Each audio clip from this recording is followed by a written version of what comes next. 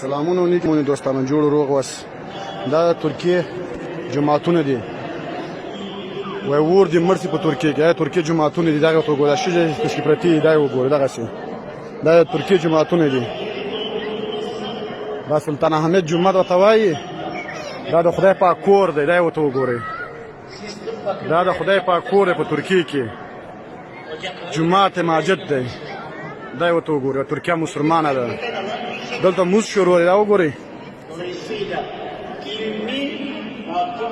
دلته موز شروع دی موز کې خلک او دلته مولا ناست دی مولا ناست نصیحت کوي او دلته قرآن شریفونه خلاص دي قرآن شریف وایي هلته مولا ناست دی نصیحت کوي دلته موز کوي او دا دلته درویشان اوس دا وګورئ دا مسلماني ده دا وګورئ دا په ترکیه کې مسلماني ده ماجد دی دا ورته وګوره دا شړه پرته ده د جومات ماجد دی د خدای د کاره نه بیریږي مسلمان ملک دی مسلمان ملک به داسې مسلمان ملک دا بیخ کې پرته ده ورسره دا بیا دعا کوي دا یې ورته وګورئ دا ترکیه ماجد دی شرار زاره مې وشوه په دې ملک کې له مخامخ مولا ناست دی ته مولا ته وګوره ریاست کې منظور شي او دا سره د ماجد باندې ولاړ موس کې وي او د مخامخ پښې شي لسی پرتی دي شي پښې لسی پرتی دي لسی اگر خو تی ویني استی دا وګوره لسی پښې پرتی لسی څنګه ترکیه کې خدای کار نه کیږي دا بعض مردگان ولاړ سي په افغانستان کې جهاد روا دی چې خبره شي په افغانستان کې جهاد روا دی دا دلته جهاد روا دی راسي خدای په کور کې د قرآن دا یو تو ګوري دا خدای پاک کور دی موږ شي په لسی ګرځي دا وګوره د انګريزان په شکل جماعت کې انګريزان دي الته وګوره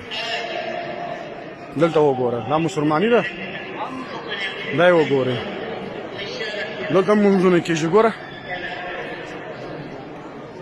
دلته منځونه کېږي دا منځونه کېږي دا یو ته وګورئ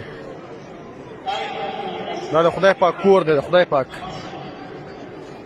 ولې ګورئ یو درویشه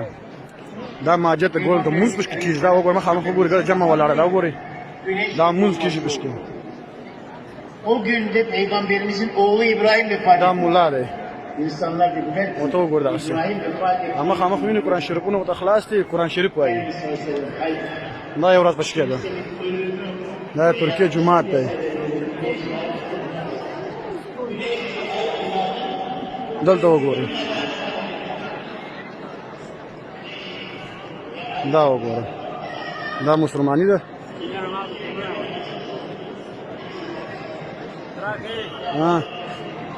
راځه د ویډیو دلته وکړم راځه د خلکو ته وشم دا انګریزي ده دا مسلماني په دې ملک کې ده وایي په خدا قرآن کې مسلماني بلته شته دا وګوره دا یو درشان دغسې راځي اوس دا یو ورځ پشکې ده دا مسلماني پشکې ده وایي دا وګوره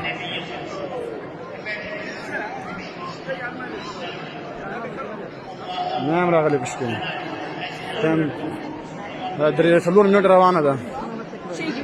دا مسلماني پشکې ده ورته ګورې دغسې دا ماجد دی دا ورته ګورې خپل غونې پوهېږي ملا مې هم در وشوی دا کوم د جومات ملا دی دا مې هم در وشوی هلته ګورم چې ناست دی مخامخ ګورې